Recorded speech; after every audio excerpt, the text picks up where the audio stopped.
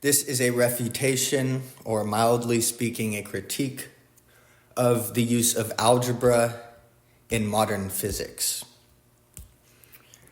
Specifically, the appearance of square roots and of squares and exponents in scientific formula. I should note that the character of modern physics is algebraic. That is why we find that scientific laws are formulated as algebraic equations. This is often taken for granted at sort of the presentation of science and of modern physics as being experimental when these people are calculating instantaneous velocities using complex algebraic and calculus equations, things that cannot be measured, things like instantaneous velocity or acceleration. It is sort of equations that these things cannot be measured. You cannot measure instantaneous velocity. Thus, I think it has been taken for granted that physics, modern physics, is algebraic. We find every scientific formula or scientific law presented as an algebraic equation.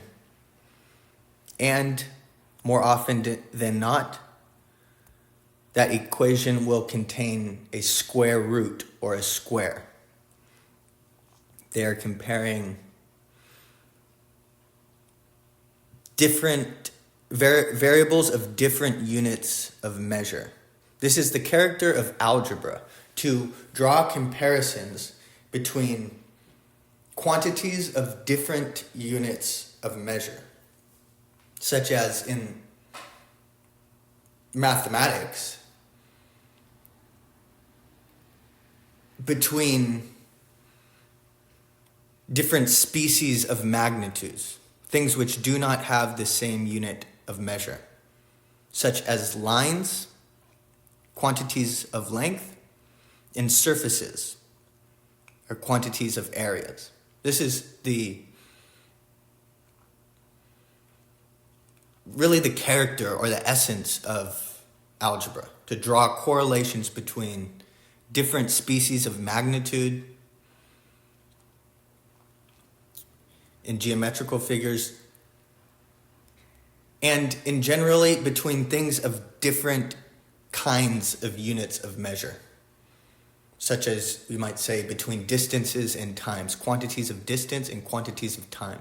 This is really the character of science, but even more specifically of algebra. This is a tool. Actually, algebra was designed for just that by Descartes. He was taking this sort of algebraic equations used for calculation. Like, this was not theoretical arithmetic, not like the kind you find in Euclid. That the Arabs had algebra as a tool or a device or a mechanism, not as a theoretical science of number, not of odd and even. Hence, we find no differences in kinds. They used algebra before Descartes to calculate the total cost. For example, if you bought a certain amount of tea at one price and another amount of tea at another price, what the total price would be. This was like a marketplace accounting. It was a mechanism to compute figures in accounting.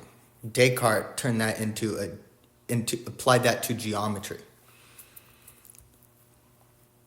and to physics in general. And that was quite explicitly the design of modern algebra, which equips physics with a mechanism or a device to draw comparisons between between quantities of different kinds of units of measure, as again between distances and times. The most commonplace one. But between any different kinds of units of measure. But there are problems that arise from that. I have specifically, and most seriously, in regards to the use of squares and square roots.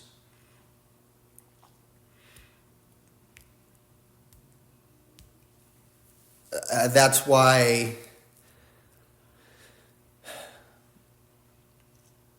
I previously made a video titled A Refutation of Algebra, in which I'm refuting the sensibility of considering what is meant by squaring a quantity of length, whether that be a quantity of a surface, which is of a different kind, which is not of the same units of measure, and so cannot be a multiple, since a multiple has to be of the same units of measure, or whether they only mean a greater length of the line by squaring the quantity of a line, if that means the square is a greater length of a line, which would be the same units of measure, and so would at first glance be permissible. Now that is the way squares and square roots are used in physics. Not as a literal square, as a surface, as an area, being the multiple or the square of a quantity of length, but as a greater quantity of length. Now, I produced a sort of reductio ad absurdum of both, but I want to focus here on the application of physics in modern physics, because we find this everywhere. For instance, most famously with Galileo's law of acceleration, that the distance of a body fallen is the square of the time that the body has fallen, such that after 2 seconds, the body will have fallen 4 feet, for example, and after 3 seconds, the body will have fallen 9 feet, and after 4 seconds, the body will have fallen 16 feet, and after 5 seconds, the body will have fallen 25 feet. That is the best example of these uses of squares and square roots in the algebraic equations of physics. These correlations that are drawn between quantities of different kinds of units of measure, different units of measure. That's between lengths of time and distance. Now, the problem is that squaring the number of feet and squaring the number of yards of the same length amounts to different lengths, such that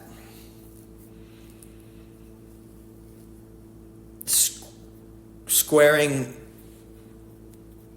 the number of feet, and this goes universally, squaring the number of minutes and squaring the number of seconds of the same amount of time results in different amounts of time. The square of the seconds and the square of the minutes of the same amount of time are different amounts of time. Or generally speaking, the square of the lesser number of greater measures is a different amount of time than the square of the greater number of lesser measures of the same amount of time. Such that the square of 2 yards is different, a different length. The square of 2 yards is a different length than the square of 6 feet. But 2 yards is the same as 6 feet. That's the same distance. But the square of 2 yards is different from the square of 6 feet, which should be the same.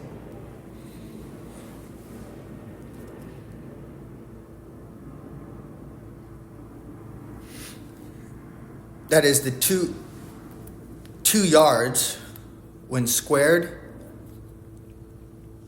is 4 yards. 2 yards squared is 4 yards, which is the same as 12 feet. But 6 feet squared is 36 feet, which is the same as 9 yards. Thus, the same 2 yards or 6 feet is both 4 yards and 9 yards, or 36 or 12 feet and 36 feet, different lengths. This, mind you, is if the square is meant as a greater length and not as a surface or an area. And that is what Galileo means when he is referring to the square as the distance fallen. A distance fallen is a length. If we are to take the square of a distance fallen, that can only mean a greater length. And Galileo is even more complex than this. It's even worse for Galileo, because he's saying the square of the time is the distance increases by squares, so that each second, with each successive second, the distance fallen increases by squares. As it would increase from 4 feet to 9 feet to 16 feet to 25 feet, as the total distance would increase by squares. But even seconds, the time, both on both sides, both the variables, instead of seconds, you could take minutes or milliseconds. Or instead of feet, you could take yards. And they wouldn't increase by squares if you change the unit of measure. And the unit of measure is arbitrary. This is because there is no standard unit of measure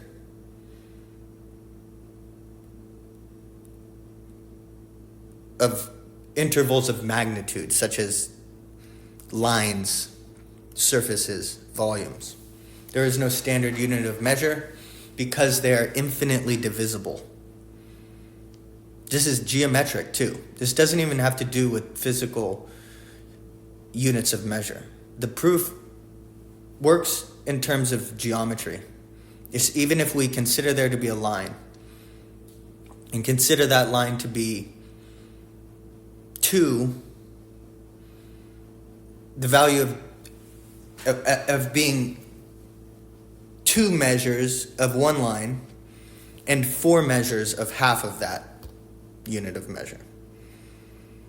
The square of 2 of the first unit of measure, that we're talking about the same line. The same line, we'll say, has the length of 2 units of measure A and of 4 units of measure B, which are half the length of A. The square of 2 units of measure A will be 4 units of measure. The length will be 4 A, or 4 units of measure A.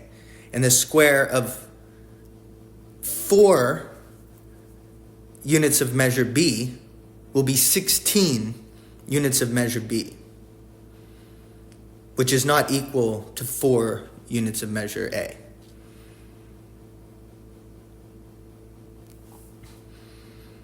In other words, the square,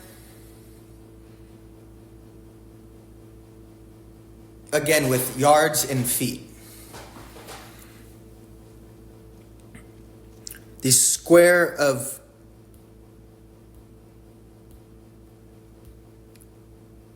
two yards and the square of 6 feet, I have said, are different lengths. Their squares are different lengths when considered as having the product of a greater quantity of length. The square of the lesser number of greater units of measure, at 2 yards, will be twice the distance of the line. The square of 6 feet will be 6 times the distance of the line. So that the greater number of lesser measures, 6 feet, is 6 times the line in question. The square is. Whereas the square of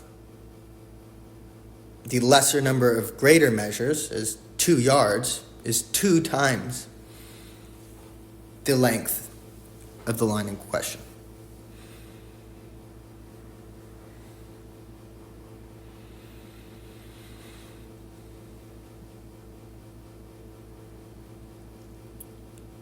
This has to do with the incommensurability of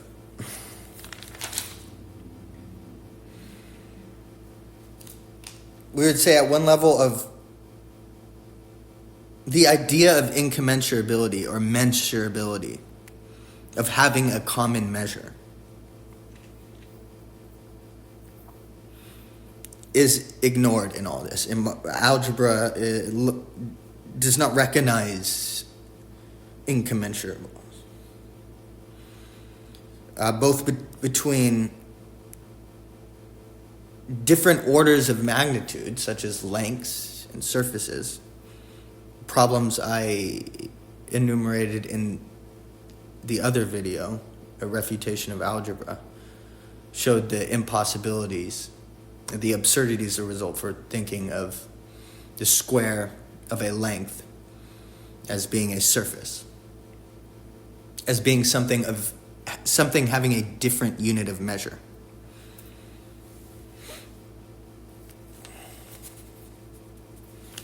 Where between magnitudes of different units of measure, there is no ratio. There is no ratio between magnitudes or quantities of different units of measure. But the whole purpose of algebra and modern physics is to establish correlations or ratios between magnitudes or quantities of different units of measure. The problem is almost geometrical. Again, physical magnitudes, the physical units of measure and the quantities of different physical units of measure, such as distances and times, are what we find in physics, in modern physics. But this even, the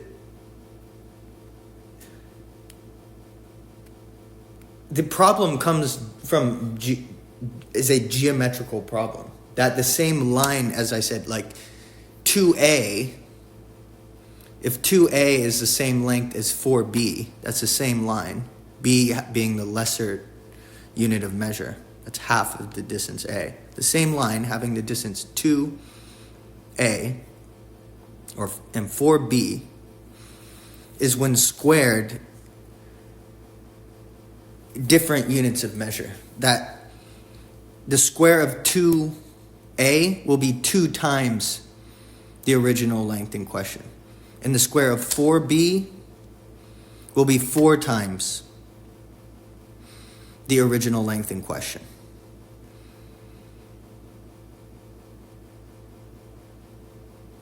And the square of 8c, if the same line is just divided into lesser measures, lesser units of measure, such that there's 8 of them in the same line instead of 4 or instead of 2 of the greater units of measure, that 8c, the line 8c when squared,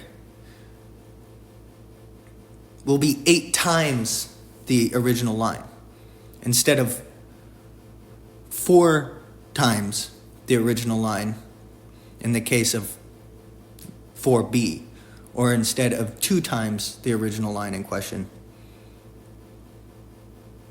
in terms of 2a, where those are all the same length. 2a is equal to 4b, which is equal to 8c. The same line divided into lesser parts. Lines are infinitely divisible. You can do this ad infinitum. Or 16d. It will divide the same line into 16 parts. The square of that line, when considered as a length, as a greater quantity of length, will be 16 times the original line, instead of 8 times, or instead of 4 times, or instead of 2 times the original line.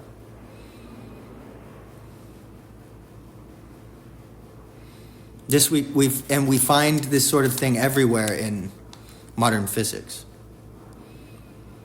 And the same goes with time. The number of seconds and the number of minutes of the same length of time are when squared different amounts of time.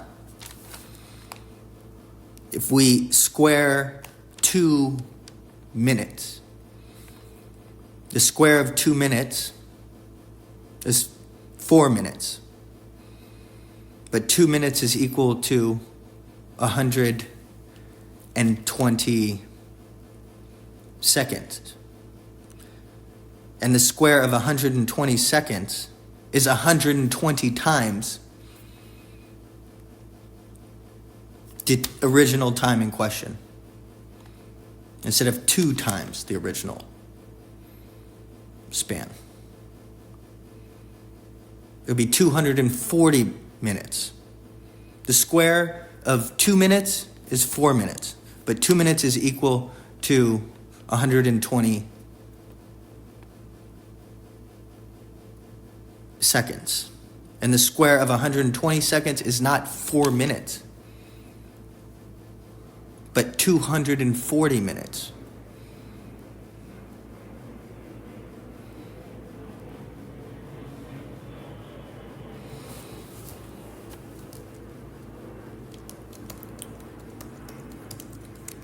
Now, Galileo's, the law of acceleration from Galileo is the clearest example of this sort of the use of squares and square roots in scientific formula, in the equations of physics.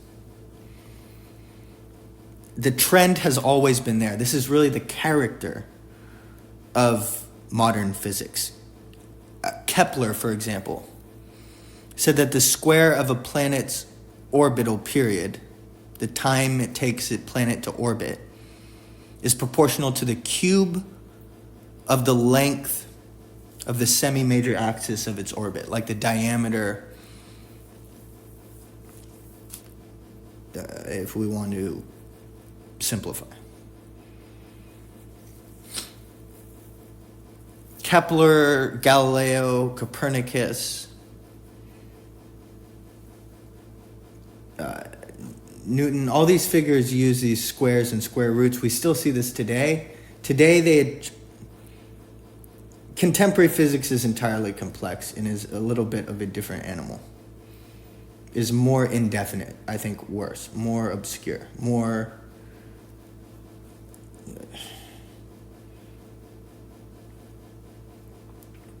But they attribute the more recent ones to what is called... What is the name for this? The inverse square law.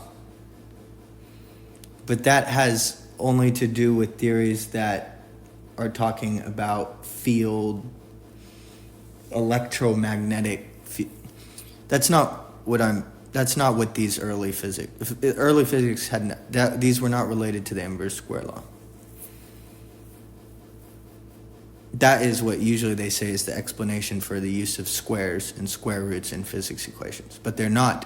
What their explanation is doesn't account for these early theories, which was the character of physics as algebra, as an algebra,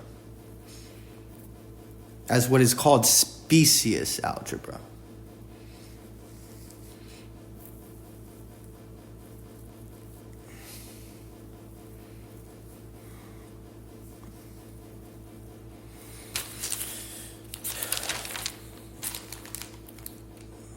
What else is there?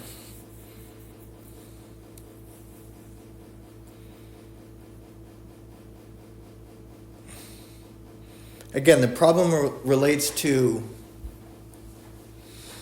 establishing correlations between different units of measure.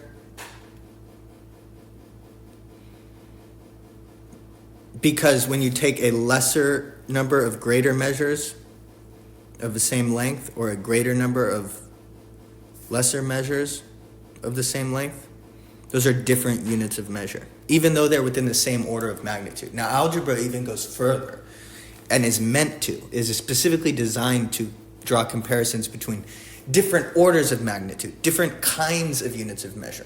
My example, this refutation, is just even of within units of length, such as the difference between taking as a unit of length a yard or a foot, which are like convertible.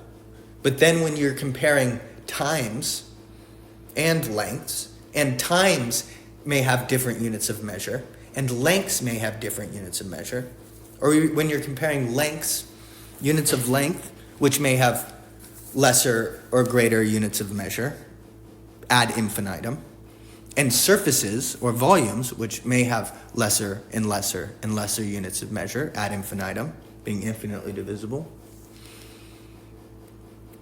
When you use a square of any of those, you're not going to, even within a single unit of a single order of magnitude, such as lines or lengths, even within a single order of magnitude, since the same length may be measured by different units of measure and has a greater number of lesser measures and a lesser number of greater measures, squaring the lesser number of greater measures and the greater number of lesser measures will equate different lengths. But that's even within one order of magnitude. Like my example is between yards and feet of the same length. When they're drawing comparisons between times and lengths, and the times themselves might have different units of measure, such as seconds and minutes. And the lengths might have different units of measure, such as yards and feet. And the square is meant to bridge those two different units. Then this is like orders and orders beyond into absurdity.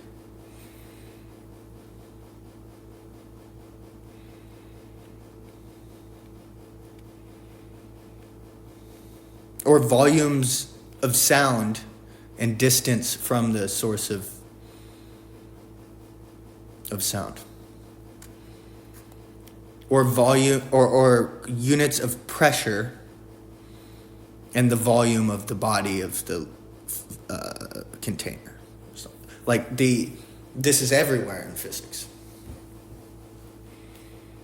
Usually they're even doing something even more impossible, Where if you just convert what they say to a different units of measure, the law doesn't hold. The scientific equation does not hold.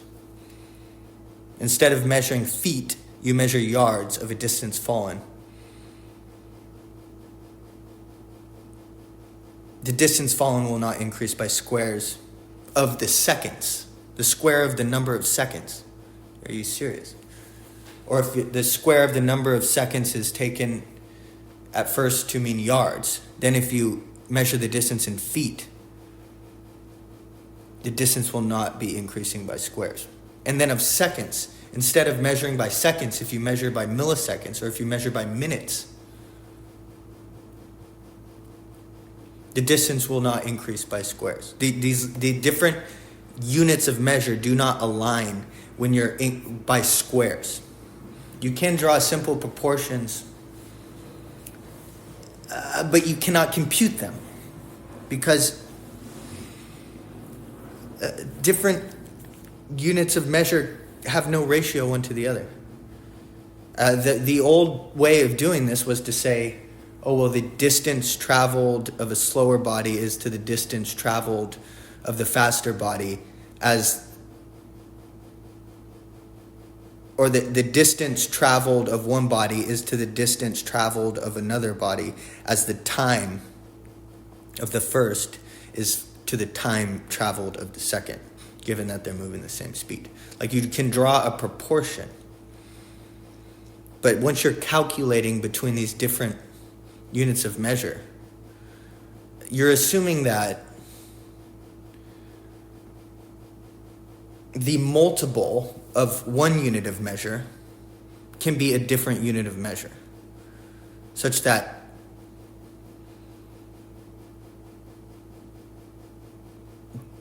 the multiple of a unit of distance may be a quantity of time, or the quotient of a quantity of time may be a quantity of length. No.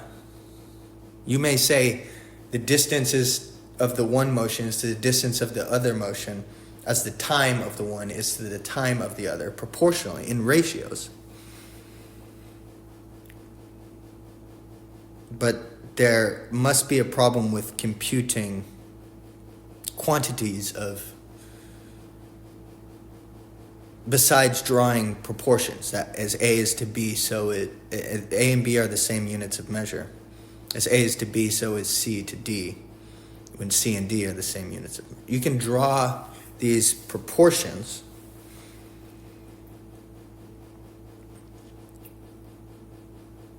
but we just we've lost the sense of even how those were established by sort of calculative.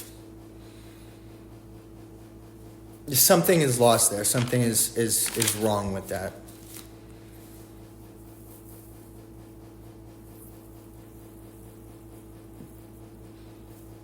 The squaring and squaring a magnitude, when that is meant as a greater length of the same order of magnitude,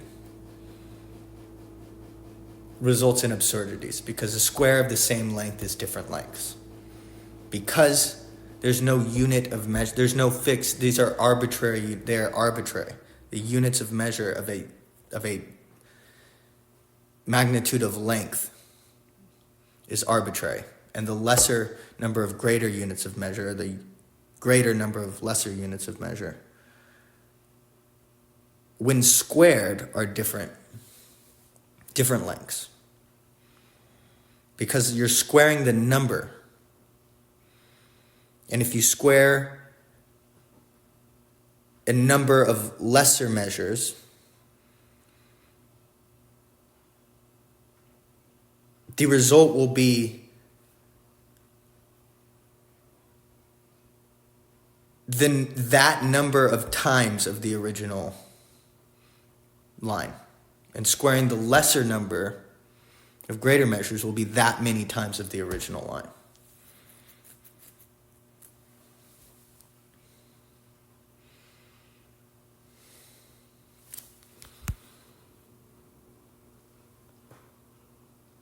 Galileo is my target here. Algebra, this is a problem again with algebra.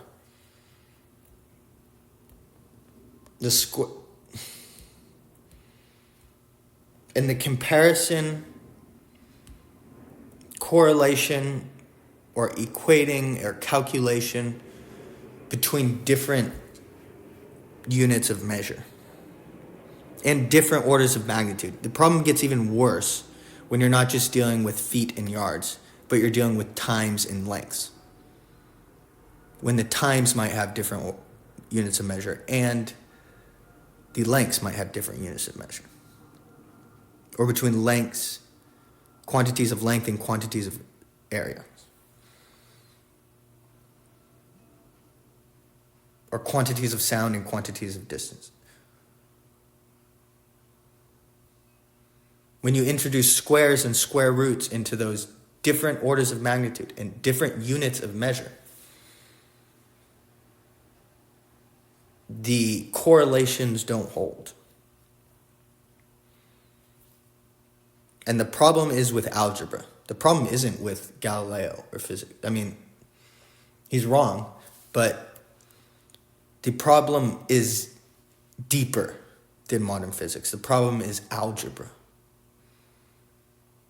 And people we have this sense in this sort of hindsight vision that this mythos that was established about modern science in the, say, the 1800s, 1900s, that we have the scientific method. They basically, in hindsight, express the method of science as experimentation.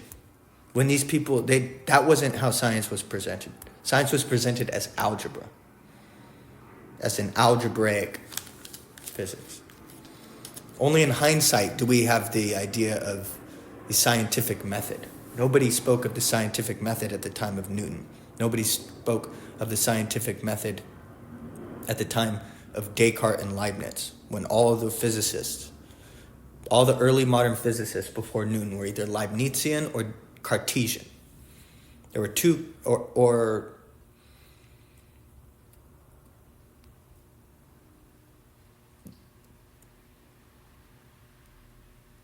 atomistic or something. They were either Cartesian or Leibnizian physicists. And these figures Descartes developed algebra for this sort of use, and Leibniz developed calculus.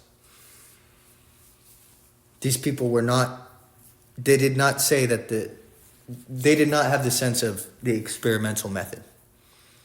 Yet we completely, just in hindsight, say that this is an experimental project. This is an algebraic project. And if you strip algebra from physics, what you're left with is chickens with their head cut off.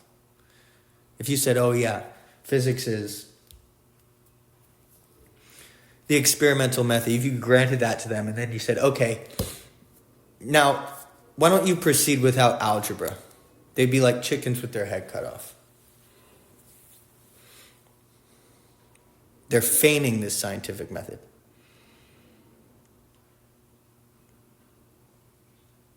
They don't have a method as much as an instrument. Their instrument is algebra.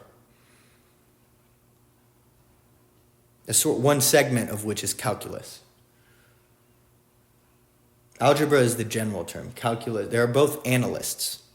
Back in that day, both of that, algebra, calculus, that's all analysts, analysis. The analysts. And there's mathematical problems with them. For those who don't know, I refer you to George Berkeley, the philosopher's essay entitled The Analyst, a discourse concerning an infidel mathematician addressed to the early advocates of calculus, where he raises problem after problem, exposing absurdity after absurdity of the use of calculus. And things have only gotten more complex.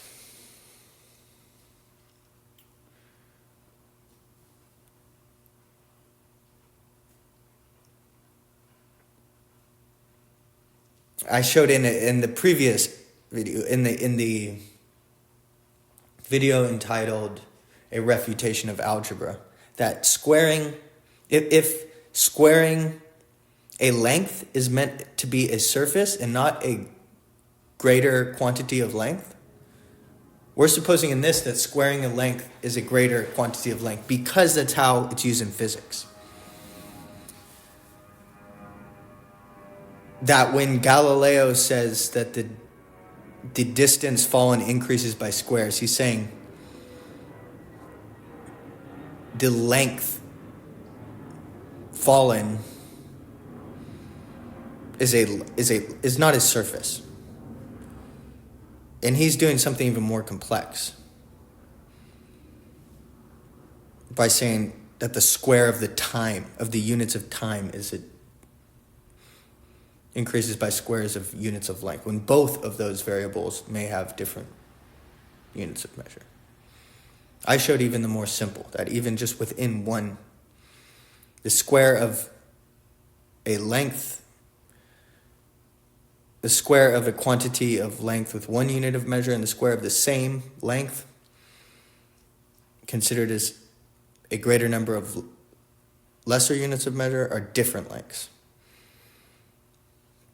He's saying that the square of the time is a length which increases by squares. Squares of the units of time. But we may take seconds, we may take minutes to be the units of time, and they will be different. We may take yards, we may take feet, we may take meters. You're not going to find them increasing by squares if you change the units of measure, especially if you change both, the units of time and the units of length.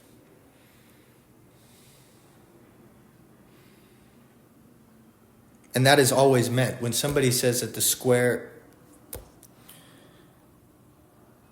in the sense of time, can't be a surface of time or a surface of length. These people aren't calculating surfaces with squares and square roots in physics equations. That's the point. What can only be meant is a greater quantity of length. Especially concerning these early modern physics, where things are actually sensible compared to post-Einsteinian field theories. But in the other video, I showed that even if the square of a length is to be, even algebraic, even this is within algebra, if the square of a length, a quantity of length, is meant to be a surface,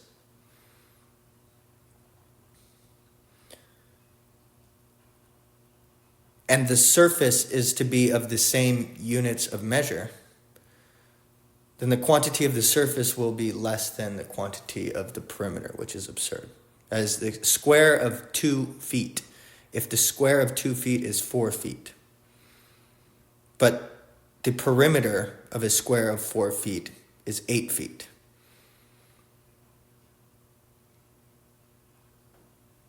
then the area cannot be of the same units of measure, else it would be exceeded by the quantity of the magnitude of the perimeter. And so that must be the surface must be of different units of measure. As obviously it's a different order of magnitude altogether. But if it's of a different order of magnitude and of different units of measure, then it cannot be a multiple. Because a multiple can only be a greater number of the same units of measure. The multiple of a quantity can only be a greater quantity of the same units of measure. So that if the area is of different units of measure from the length of its side, then it cannot be a multiple of the length. And indeed, if you divide, this makes sense in terms of going in the inverse direction. If there's any sense in dividing a surface, let it be divided in half. What results is two surfaces of half the magnitude, two areas. You're dividing an area results in two lesser areas. Then those may be divided into lesser and lesser areas, and so on ad infinitum. And if you can divide a surface ad infinitum into lesser and lesser surfaces, and you can divide them ad infinitum such that they'll never be exceeded by the length of any line, or the magnitude of any line. The magnitude of the surface divided will never be exceeded by a magnitude of length whatsoever. And as Euclid defines, a magnitude can only have a ratio to another magnitude if they can exceed each other when multiplied.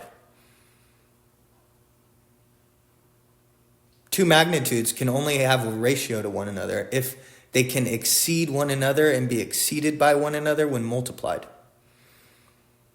But since not only are lines infinitely divisible into lesser and lesser lines, and not ever into points, but always into lesser and lesser lines, but surfaces are infinitely divisible into lesser and lesser surfaces and never into lines, then a surface, by division, upon being diminished by division, can never be exceeded by a quantity of length or a magnitude of length. Nor can a magnitude of length, when multiplied, ever exceed a magnitude of area. These are different units of measure. And so cannot be multiples and quotients of one another.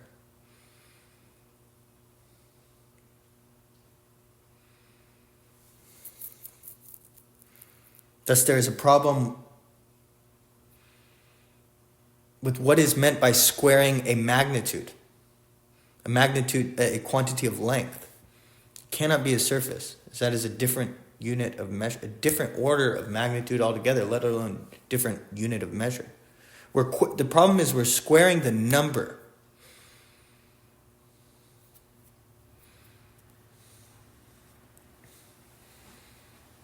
Not the magnitude.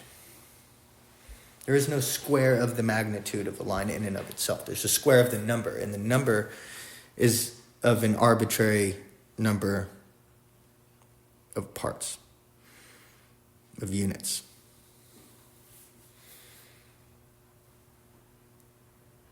But again, as I've showed in this video, neither is there any sense in the square of a unit of length being a greater quantity of length, even outside of physical units of measure. Even if the same line may be designated as 2 of units of A or 4 of units of B, which are half the amount of A, which are half the size of the units of A, the square of 2A and the square of 4B, although they are the same, will be different lengths. Will in the one case be twice the original line, and in the second case be 4 times the original line. And the square of 8C, if we divide the same original line into 8 parts, the square of that line, when considered as a length, will be 8 times the original line instead of 4 times the original line. There is no sense in squaring a quantity of length. And when Euclid's talking about this, he's talking about analogously. When Euclid speaks of numbers being squares, he's using that as an analogy to say they have the same, their parts are equal. There's no quantitative element in Euclidean geometry. You don't calculate, like you compare areas one to the other as being the double of the other or something, or being half of the other, or being 3 times the other. But there's no quantitative calculation of an area from quantities of length. Because these problems I'm dealing with were obvious to them. There's no sense in multiplying a quantity of length and getting a quantity of a different order of magnitude. That wouldn't be a multiple of quantities of length any number of times.